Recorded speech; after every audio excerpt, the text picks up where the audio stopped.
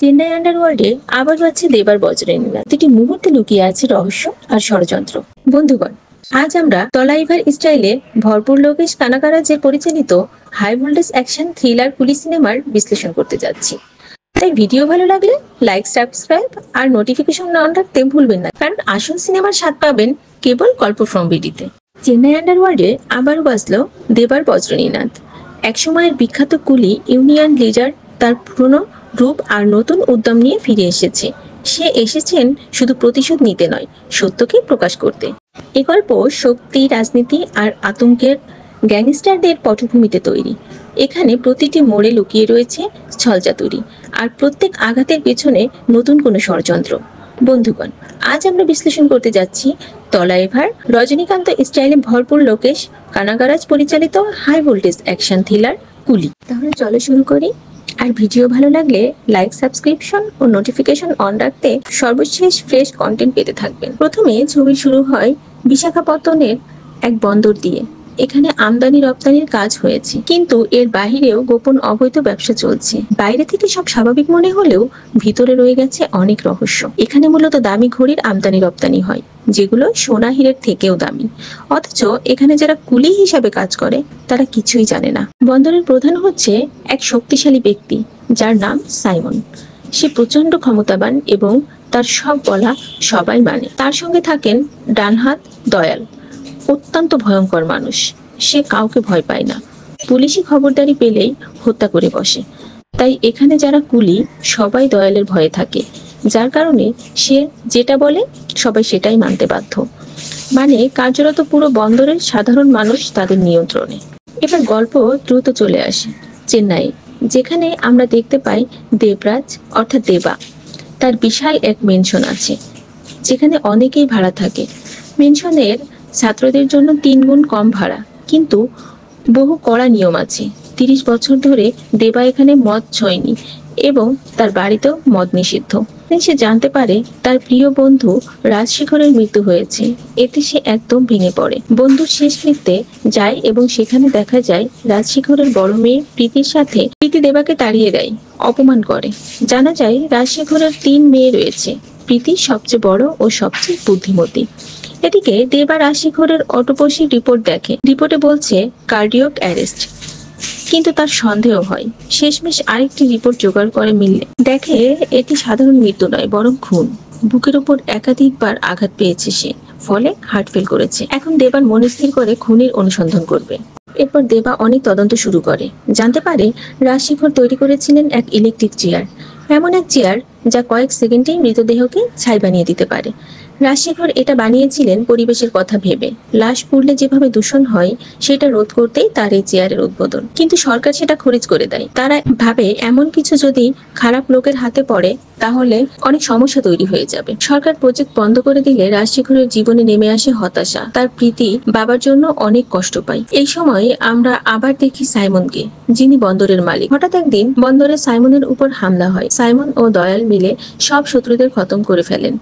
অনেকগুলো লাশ পুড়ে যায়। এত লাশ ডিসপোজ করা এখন বড় সমস্যা। তাই সাইমনের মনে পড়ে রাজশেখরের ইলেকট্রিক চেয়ারের কথা। এক চেয়ারের মুহূর্তে সব লাশ ছাই হয়। সে সরাসরি রাজশেখরের কাছে যায়। রাজশেখর বলে চেয়ার সরকার কেড়ে নিয়েছে, এখন তার কাছে নেই। কিন্তু সাইমন হুমকি দেয় তার পরিবারকে মেরে ফেলবে যদি সে নতুন করে এই চেয়ার বানিয়ে না দেয়। বাধ্য হয়ে রাজশেখর ফের বানান এবং তাকে জোর করে ওই চেয়ারের লাশ নিষ্পত্তির কাজ করতে হয়। বিনিময়ে প্রচুর টাকা পায় পরিবার এবং পরিবারও খুশি থাকে। কিন্তু এই কাজ করতে করতে হঠাৎ একদিন রাজশেখর মারা যান। এখান থেকে গল্প আবার বর্তমান সময়ে চলে আসে। বন্দরের দয়াল গত কয়েক মাস ধরে অনেক কুলিকে মারছে।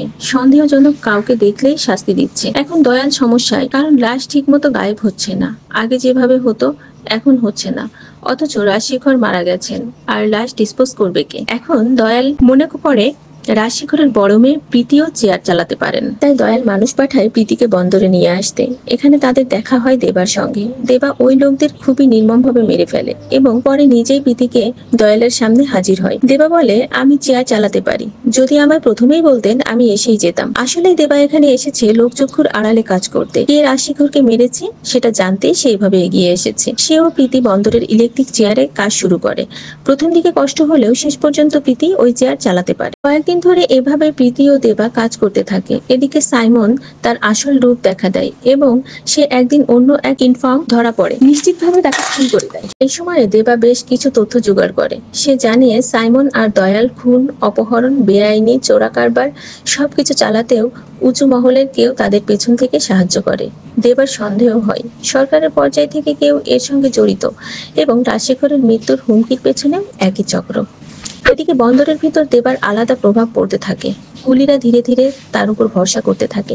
সবাই বোঝে দেবা লোক হিসাবে সৎ, সাহসী আর নিজের সমস্যার চেয়ে অন্য সমস্যাকেই গুরুত্ব দেয়। এই জন্য অনেকেই তার পাশে দাঁড়ায়, গোপনে তথ্য দেয় এবং চ্যালেঞ্জ নিতে শুরু করে। প্রীতি দেবার কাছে জানতে চায় সে সত্যিই কে, কেন সে এত ঝুঁকি নিয়ে তার পাশে আছে।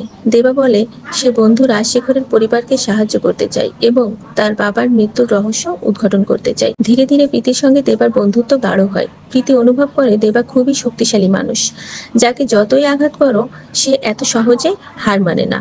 এদিকে কেউ একজন দয়াল ও সাইমনকে চুপচাপ জানিয়ে দেয় যে দেবা সন্দেহজনক। তখন তারা দেবাকে ঘিরে ফেলতে পরিকল্পনা করে। শুধু তাই নয়, দেবাকে ফাঁদে ফেলার জন্যও একদিন বন্দরে বিশাল গোলযোগ বাঁধিয়ে দেয়। এই সময় দেবা অসাধারণ দক্ষতায় সবাইকে উদ্ধার করে এবং সব কুলি শ্রমিককে একত্রিত করে, তাদের সম্মান ও অধিকার আদায়ে অনুপ্রাণিত করে। কিন্তু এরপরেই গল্পে আসে বড় টুইস্ট। দেবা একটা গোপন ডকুমেন্ট পেয়ে যায়, যেখানে লেখা শুধু সাইমন দয়াল নয়, বরং আরো বড় একজন নেতা, পুরো অপরাধ জগতের হেড। সে জানতে পারে সরকারের মন্ত্রী পর্যন্ত এই অপরাধে যুক্ত এবং তাদের মাধ্যমেই বন্দরের অবৈধ সব ব্যবসা চলে। এই খবর বাইরে জানলে সাইমন ও দয়াল আরো হিংস্র হয়ে ওঠে। তারা দেবাকে বন্দি করে, তাকে খুন করার পায়তারা করে, প্রীতিকেও অপহরণ করে চাপ সৃষ্টি করে, যাতে দেবা সবকিছু ভুলে বন্দরের সব অপরাধ মেনে নেয়। এখন শুরু হয় গল্পের শেষ এবং উত্তেজনাপূর্ণ একটি অধ্যায়, যেখানে বন্দরে আটকে রেখে সাইমন ও দয়াল চেয়েছিল ওকে মার, কিন্তু দেবা নিজের শারীরিক শক্তি ও বুদ্ধিমত্তা দিয়ে বন্দিত্ব থেকে বেরিয়ে আসে। সে একে একে সাইমনের গুন্ডাদের পরাস্ত করে এবং দিন শেষে বন্দরের শ্রমিকদের সাহস যোগায়। তাদের বোঝায় আর চুপ থাকলে কেউ রক্ষা পাবে না। শ্রমিকরা তখন দেবার নেতৃত্বে একত্র হয়। ভয়ঙ্কর সংঘর্ষ শুরু হয় বন্দরের ভেতর। বন্দরের ভেতর ছড়িয়ে পড়ে দেবা দেবা চিৎকার। দেবা ও কুলি দল মিলে সাইমনের গুন্ডাদের ঠেকিয়ে দেয়। চূড়ান্ত লড়াইয়ে দেবা সাইমনের মুখোমুখি হয়। লড়াই হয় উত্তেজনাপূর্ণ এবং কঠিন ভয়াবহ পর্যায়ে। শেষ পর্যন্ত দেবা সাহস ও মেধা ভালোবাসার শক্তিতে সাইমনকে হারিয়ে তৃতীয় বন্দিদশা থেকে মুক্ত হয়ে আসে। দেবা প্রীতির সঙ্গে মিলে পুলিশ ও মিডিয়ার সামনে সব প্রমাণ সহ হাজির হয়, জানিয়ে দেয় সরকারের যে সমস্ত উচ্চপদস্থ ব্যক্তি এই ষড়যন্ত্রে জড়িত এবং কারা কম্পিউটার চেয়ারে মৃতদেহ সরানোর কাজে যুক্ত। অভিযুক্তরা অবশেষে ধরা পড়ে, সত্য প্রতিষ্ঠিত হয়। সবশেষে দেবা ও প্রীতির মধ্যে ভালোবাসার সম্পর্ক গড়ে ওঠে। দেবা আবার পুরনো দিনের কত কুলিদের নেতা হয়ে ওঠে, শ্রমিকদের অধিকার ও নিরাপত্তা নিশ্চিত করার রূপ নেয় এবং নায়ক রূপে অভিষেক ঘটায়। তো বন্ধুরা, কেমন লাগলো আমাদের আজকের গল্প? যদি আজকের গল্পটি আপনাদের ভালো লাগে অবশ্যই লাইক করতে ভুলবেন না।